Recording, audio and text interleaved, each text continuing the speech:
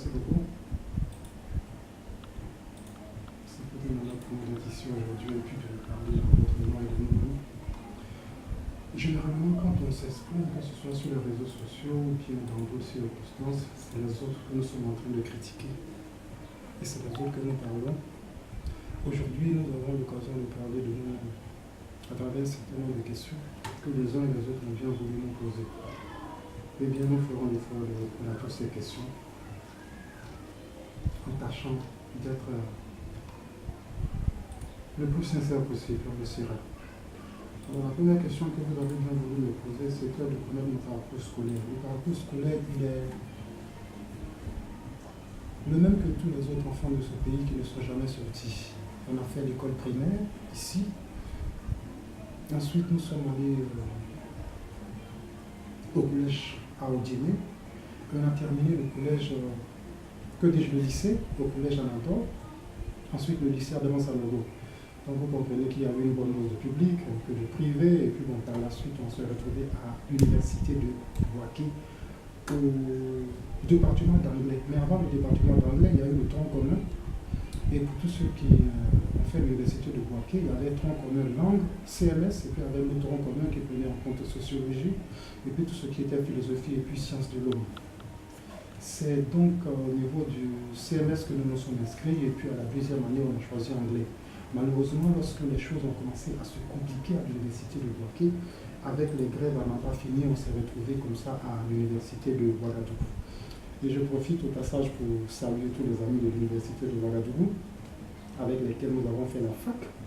Madi Savadogo, Yakuba Oudraogo, Tapsoba Santri. Il y avait aussi Biguelideng, Maïk Passi de Noir et Sanogo. Après l'université de Ouaga, on est revenu à l'université d'Abidjan pour le couronnement et puis avec la licence, la maîtrise sur table, parce que contrairement à ce que beaucoup d'hommes pourront penser, je n'ai pas fait la maîtrise, je n'ai pas soutenu. Donc il y avait 4 matières au niveau de la maîtrise sur table et 4 matières pour la soutenance. Alors, j'ai fait ce qu'on pourrait appeler la maîtrise sur table et j'ai passé le concours de l'école normale supérieure d'Abidjan, inspecteur d'orientation. La première année, ça n'a pas marché, la seconde année, c'était une réussite et je suis rentré à l'ENS comme inspecteur d'orientation psychologue. Étant à l'ENS, on suivait en même temps la formation de psychologue au niveau d'une école qu'on appelle le CIRPA, située en face de l'hôtel communal de Cocody, où on nous a montré un peu les batteries qui nous permettent de savoir exactement quel est, au niveau de la psychologie, le critère définitoire sur lequel on pourrait se baser pour envoyer tel ou tel autre individu dans tel service, dans telle structure. Et puis après tout cela, nous sommes sortis, on était affectés à la direction régionale à Boisseau, et à Boisseau nous a envoyés ici à Grand-Bassam. C'est depuis lors, depuis janvier 2011, si vous voulez, décembre 2010, parce qu'il y avait encore la crise, que je me suis retrouvé ici, à Grand-Bassam, comme inspecteur d'orientation. Voilà ce que j'ai fait dans ma vie. Maintenant, la deuxième question que nous avons reçue. Ce qu'on fait dans la vie, quelles sont les difficultés?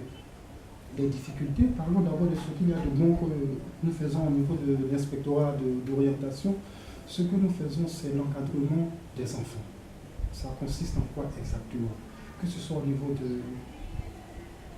des enfants du collège, des enfants des établissements au lycée, et puis à l'université, il s'agit pour nous, au début de chaque année, d'entrer en contact avec les enfants de tous les niveaux, avec un contenu qui est particulier à toutes les classes, de la 6e à la 3e.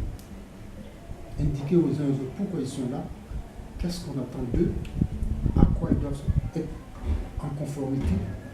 Et puis, il nous incombe aussi de suivre psychologiquement tous les enfants qui viennent dans nos établissements. Certains sont issus de milieux défavorisés, certains sont issus de familles très pauvres, d'autres aussi sont issus de familles riches et ils ne mesurent pas un peu la teneur et puis la portée de tout ce que les parents attendent d'eux. Nous suivons tous les enfants, il y a les orphelins, et puis au niveau du suivi psychologique aussi, on est chargé de faire la connexion entre les parents et les enfants. C'est vrai que quelquefois, il y a un certain nombre de confusions, il y a un certain nombre de malentendus. Mais nous, à notre niveau, ce qui nous incombe surtout comme responsabilité, c'est de tout faire pour que les parents et les enfants puissent orchestrer une activité en symbiose. De telle sorte qu'à la fin de l'année, que ce soit au niveau des enseignants, au niveau des parents, des enfants, de tous les autres acteurs du système, l'enfant ne se sent pas dépaysé. Maintenant, concernant les classes de 6e, de CM2, de 3e et de la classe de terminale, nous faisons ce qu'on appelle des séances d'information en établissement, dans tous les établissements de toutes les villes où nous sommes. C'est ainsi qu'ici à Grand-Bassam, nous prenons en charge le lycée moderne 1, le lycée moderne 2, le collège moderne de Grand-Bassam, l'établissement IRMA, l'établissement Rebellion. Il y a un autre établissement qu'on appelle Edoukounizan, un établissement qu'on appelle le patronage. Nous intervenons dans tous ces établissements pour expliquer aux enfants quels sont les éléments sur lesquels on se base pour les orienter. C'est ce qu'on appelle les critères généraux d'orientation. Beaucoup ne les connaissent pas du tout. Il y a un bon nombre ceux qui reprennent la classe ont une petite idée, mais vu le fait que chaque année, il y a un certain nombre d'éléments qui reviennent, nous sommes dans l'obligation chaque fois de revenir sur ces données-là pour que les uns et les autres comprennent sur quoi nous allons nous baser pour les orienter. Généralement, c'est la moyenne générale annuelle, c'est la moyenne d'orientation, c'est la décision du conseil de classe, c'est le nombre de places disponibles, c'est l'âge de l'enfant. Et puis bon, avec un certain nombre de petits détails, si l'enfant n'est pas passé en conseil de discipline, alors je crois que tout se passe très bien pour que l'enfant se retrouve en seconde C ou en seconde A. Il nous incombe aussi de leur expliquer en établissement qu'il n'existe pas que la seconde C et la seconde A. Il existe les G1, les G2, T1, T2, AB et puis d'autres secondes encore que les enfants ne connaissent pas. Et ils ne connaissent surtout pas le contenu de ces secondes. Il nous incombe donc de nous mettre à la disposition des enfants, être à leur écoute, être prêt à décrocher le téléphone à n'importe quel moment quand les enfants vont nous appeler pour qu'on puisse leur donner des conseils. Alors, la troisième question que vous avez bien voulu nous poser. Alors, on va sauter beaucoup d'étapes pour arriver maintenant à la fameuse lettre à Colette. Pourquoi la lettre à Colette? Et puis bon, répondre à cette question nous amène un temps soit peu à une période très difficile de notre histoire. Il y a maintenant 8 ans que nous sortions d'une crise. Et pour créer des conditions d'échange entre les internautes, nous avons notre compatriote Thierry Kofi qui a initié comme ça sur sa propre page, ensuite un blog, une page web et finalement créé un groupe Facebook où les uns et les autres, imbus de la volonté d'échanger, de perdre le temps, de venir apprendre, se sont retrouvés. Et c'est cette page-là que nous connaissons tous, qui s'appelle EDCI, où nous sommes arrivés en septembre 2012. Et quand nous sommes arrivés, on s'est rendu compte qu'il y avait une situation tellement difficile, intenable, qu'il fallait éviter de se jeter tout de go dans tous les débats. C'est alors que nous avons pensé à mettre sur pied une petite rubrique qui passe chaque lundi. Il s'agissait d'avoir de beaucoup d'humour. Et contrairement à ce que beaucoup d'hommes pourront penser, je publiais avec mon propre film à l'état civil, c'est-à-dire Sina Aboubakar Malik, c'est avec ça que j'ai publié au départ. J'ai fait 1 mois et par la suite, je me suis rendu compte qu'avec le temps, il fallait apporter un petit changement. Ce profil-là, il n'est pas trop fait pour la politique, il n'est pas trop fait pour la discussion, il n'est pas trop fait pour donner des informations entrant dans le cadre social au niveau de l'éducation. Donc, j'ai laissé ce profil de côté où j'étais surtout avec mes patrons, mes collègues de bureau, mes collaborateurs, de créer un autre profil avec lequel j'interviens constamment sur les réseaux sociaux. À telle enseigne que beaucoup d'hommes se demandent, mais attends, le profil il n'existe plus et pourtant il existe. Donc c'est comme ça la lettre à Colette est née. Mettre un peu d'eau tiède dans une eau qui était déjà très chaude pour créer l'humour en attirant l'attention des uns et des autres sur tout ce qui pourrait arriver comme manquement après que les uns et les autres aient donné leur parole en disant nous pouvons faire ceci, nous pouvons faire cela. C'est ainsi qu'est née la lettre à Colette. Évidemment qu'au départ ce n'était pas facile parce que nous nous sommes retrouvés dans un endroit où beaucoup d'hommes jouissaient déjà d'une bonne renommée. Il y en a qu'on appelait les stars de l'ODCI à cette époque. Permettez qu'on n'entre pas dans ce débat-là parce que ça va ouvrir encore un certain nombre de blessures et puis des plaies. Mais on a fait l'effort quand même de tenir le cap, chercher à animer constamment la rubrique avec chaque fois des sujets qui, évidemment, ne plaisaient pas du tout à ceux qui prennent les décisions. Ça ne plaît pas du tout à ceux qui géraient tout ce qui était sécurité, tout ce qui était phénomène social, tout ce qui était le fait de s'occuper des familles et puis des uns et des autres. Bref, le sommet ne pouvait pas apprécier au départ. Mais on a quand même fait l'effort de diluer.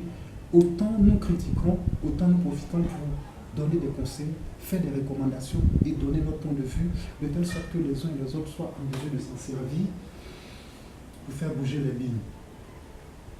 Beaucoup de personnes nous ont félicités. Je profite en même temps pour le dire ici.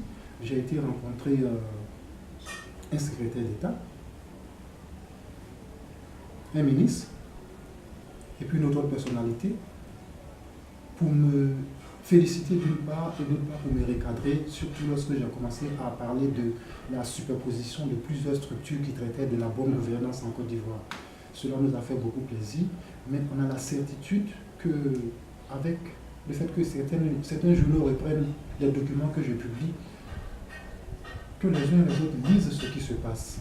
La preuve, on a critiqué certaines choses. 2 semaines plus tard, il y a eu un certain nombre de, je ne dirais pas des décrets, mais il y a eu des informations qui ont été données au sujet de ce que nous avons critiqué. Bref, c'est comme ça que la lettre à Colette est née, c'est ce que nous avons subi avec la lettre à Colette, c'est ce que nous avons fait subir avec la lettre à Colette. Et puis, ça a continué son petit bonhomme de chemin. Maintenant, pourquoi j'ai arrêté la lettre à Colette? Eh bien, j'ai arrêté la lettre à Colette parce que tout simplement, à un moment, il faut se poser un certain nombre de questions. Il faut se demander, est-ce que les uns et les autres se mettent dans le moule que vous avez souhaité vous mettre? Est-ce que les uns et les autres sont conscients eux-mêmes de la portée et de l'engouement qui pourrait naître autour d'eux-mêmes que de penser à le faire partie d'une personne? Je vais expliquer. C'est vraiment désolant de constater que nous soyons dans un pays, un certain nombre de personnes, un groupe de personnes qui traversent une situation difficile. Ils sont sur les réseaux sociaux, ils ont leur blog, ils ont leur page web. On se dit que les uns et les autres feraient quand même l'effort de produire, de faire une production littéraire qu'ils pourraient mettre sur les réseaux sociaux pour expliquer leurs déboires dans leurs différents services. Pour expliquer un tant soit peu qu'ils sont harcelés par les impôts ou bien par les taxes. Pour expliquer que chaque fois qu'ils prennent leur bourse dans les universités, parce que ce sont des documents que nous avons reçus à l'inbox, il existe des gens qui sont là, qui veulent forcément prendre de l'argent sans cela, ils ne leur donneront pas leur argent. Il y en a qui sont victimes de la part de X ou bien de Y de telles pratiques. Au lieu d'avoir un échantillon de courage pour publier, on préfère moi m'envoyer une bourse pour que moi je publie. J'ai dit, c'est pas possible, ça ne se fait pas du tout. Et je me suis rendu compte que, attends, à cet allure, c'est nous seuls qui publions. C'est vrai que les gens préfèrent critiquer avec des avatars, mais on le fait avec notre profil. Ce profil, il y a notre visage, mais ce n'est pas la peur. Mais on veut que les uns et les autres soient en mesure aussi de faire des productions littéraires à partir desquelles ils critiquent ce qui se passe dans la société, surtout des détails qui les concernent eux-mêmes. Et c'est pour cette raison que j'ai cru m'en arrêter. Et depuis que j'ai arrêté, les uns et les autres continuent de m'envoyer des informations pour que je publie. Une chose est certaine, lorsque je dis que j'ai arrêté, c'est comme le bélier qui recule, on prend du recul et en temps opportun, on va revenir. C'est une suspension, ce n'est pas un arrêt, et ça a été suspendu tout simplement parce qu'on veut que les autres aussi fassent des productions littéraires dans lesquelles ils prennent quand même le temps de critiquer, d'expliquer. Mais à côté de cela aussi, il y a le côté professionnel. On avait quand même mis beaucoup de temps à nous occuper de nos publications sur les réseaux sociaux. Il faut quelquefois se concentrer sur le travail qu'on fait. La lettre à Colette, une lettre qui va faire 2 pages Word et demi, c'est une activité qui va me prendre 2 jours. La correction et tout, ça fait qu'on met quelquefois en période l'activité professionnelle. Et puis, il faut quand même que je me concentre sur le travail que je fais. Voilà. Avec le temps, on va se désengager de beaucoup de choses, de beaucoup d'activités qu'on mène, surtout sur les réseaux sociaux. Voilà, on va se désengager de beaucoup de choses. Et puis, revenir à la lettre à Colette, pour qu'une bonne fois pour toutes, un certain nombre de choses qu'on a supportées pendant toutes ces années-là soit expliqué, et puis on va faire des recommandations. C'est surtout les recommandations. Quand on écrit, ne venez pas critiquer, aller s'asseoir en disant, voilà, moi j'ai fini de dire pour moi. Venez, non, quand vous critiquez, prenez quand même la peine de faire des propositions, des recommandations. Voici ce qu'il faut faire, voici ce sur lequel il faut se baser, et puis on va avancer. Alors, quel a été l'intermédiaire entre la lettre à Colette et puis le rétroviseur? Mais je crois que au plus profond de moi-même, l'idée de faire une production littéraire ne m'a jamais visité. Un roman, un livre qui sera écrit et mis à la disposition des lecteurs, au plus profond de moi-même, ça ne m'est jamais arrivé. Mais avec le temps, on a fini par comprendre que les uns et les autres voulaient lire. Tous ceux qui, un jour, ont pris sur eux le temps de suivre nos productions sur les réseaux sociaux, nous ont dit, mais c'est déjà fini. Même si c'est une activité de 5 pages, 15 chapitres, 15 paragraphes, pardon, les gens sont prêts à lire. On se dit, mais tant mieux. Avec les encouragements des uns et des autres, évitons de laisser les gens sur leur faim. C'est ainsi que nous avons été approchés par plusieurs personnes qui se trouvent d'ailleurs dans cette salle. On a eu à rencontrer beaucoup de personnes, on s'est entretenu avec beaucoup d'amis et finalement nous sommes arrivés à prendre la décision de faire une production littéraire. Bien sûr qu'à un moment donné, nous ne voulons pas, mais vers la fin, il y a un ami qui m'a attrapé par la main et qui m'a envoyé dans une maison d'édition. Tu vas écrire et il faut que tu écrives.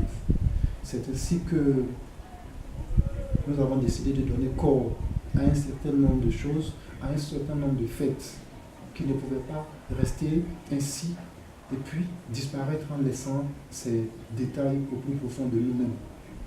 Bien sûr que les uns et les autres vont se demander mais de quoi nous parlons dans le rétroviseur. Mais il vaut mieux ne pas inviter les uns et les autres ici, parce que s'il faut venir encore s'asseoir et puis dire voici ce dont je parle dans le rétroviseur, voici ce dont je parle dans le rétroviseur, ça ne sert à plus venir d'inviter les uns et les autres ici et puis créer les conditions pour les maintenir là. Chacun prendra le temps de venir assister à cette cérémonie, prendra sa copie du rétroviseur et après lecture comprendra exactement quel est le contenu du document. Mais les motivations, ça vient de tous ceux qui, à un moment donné, ont pris sur eux la responsabilité de s'asseoir devant leur ordinateur pour suivre nos publications que nous avions l'habitude de faire chaque semaine. Bien sûr que vous allez malheureusement constater qu'il n'existe aucune similitude entre ce que nous produisons quelquefois sur les réseaux sociaux pour critiquer pour qu'il y ait de l'amélioration et le rétroviseur. C'est en contradiction notoire. Par contre, les petites histoires que j'ai l'habitude de raconter sur ma page, les faits que nous avons vécus à un moment donné et que nous avons créé les conditions pour que ça ne meure pas ou bien que nous n'allons pas avec dans la tombe, ce sont ces faits-là que nous avons pris le temps de raconter. Mais ce qui mérite au maximum d'être porté à la connaissance des uns et des autres, sans rentrer dans tous les détails, c'est que nous avons eu un parcours, nous avons eu une trajectoire, nous avons été soumis à un certain nombre d'aléas, on a eu un certain nombre d'avantages tout le long de notre trajectoire scolaire et universitaire. C'est, je pense, ce qui pourra intéresser le lecteur qui prendra le temps de se concentrer sur le contenu du rétroviseur. Avec tout ce qu'on constate aujourd'hui, des enfants qui sortent du cadre, nous nous envoyons tous les jours au sein des établissements, les enfants qui malheureusement ne sont plus prêts à se soumettre à l'autorité parentale, à l'autorité au niveau de l'établissement, à l'autorité au niveau social, comprendront que nous sommes entrés dans une sphère et avons fini par comprendre que la solution, c'était de ne pas jouer les hautains, c'était de ne pas jouer les orgueilleux, c'était de ne pas jouer ceux qui maîtrisent tout, mais il y avait un certain nombre d'indicateurs, un certain nombre d'indices, un certain nombre de critères que nos aînés nous transmettaient déjà. Et c'est ceux sur lesquels nous avons décidé de surfer à un moment donné.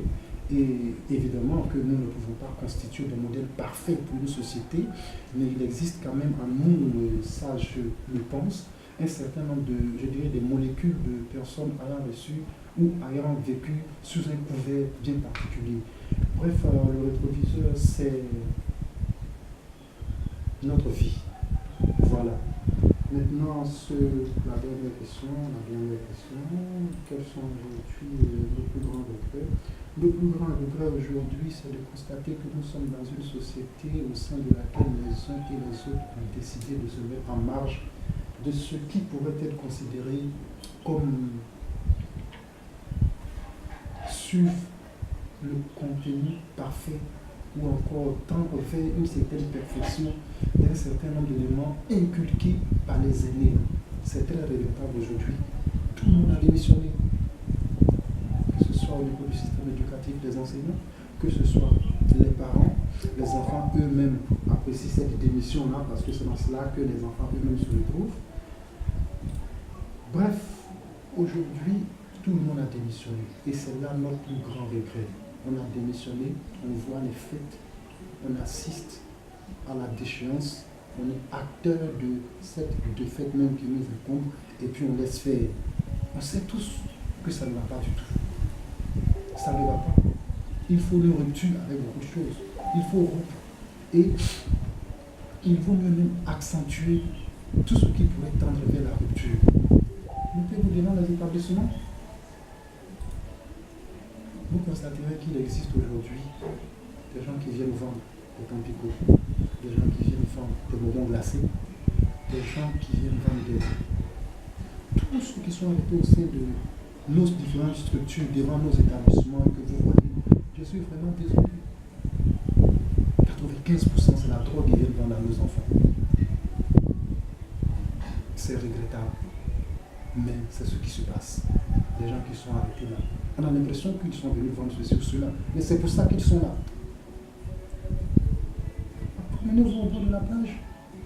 Vous verrez des jeunes qui ont un aspect particulier, un aspect bizarre. C'est la drogue qui est en train de ranger notre société. Et on sait tous dans nos villes où se trouvent les fumoirs. On sait tous. Mais si on faisait quand même l'effort nous-mêmes de nous impliquer quant à l'éducation de nos enfants, au lieu d'attendre que les acteurs du système éducatif prennent le temps pour éduquer nous-mêmes nos enfants. Nous sommes au sein du système. Lorsque en mai, on dit aux parents qu'on va libérer les enfants parce que tout simplement l'année scolaire est terminée, les parents ne veulent pas. Mais si vous nous donnez nos enfants à la maison, qui va les éduquer à votre place? Les gens ont démissionné. Les gens n'ont plus le temps pour leurs propres enfants. Et c'est tellement regrettable.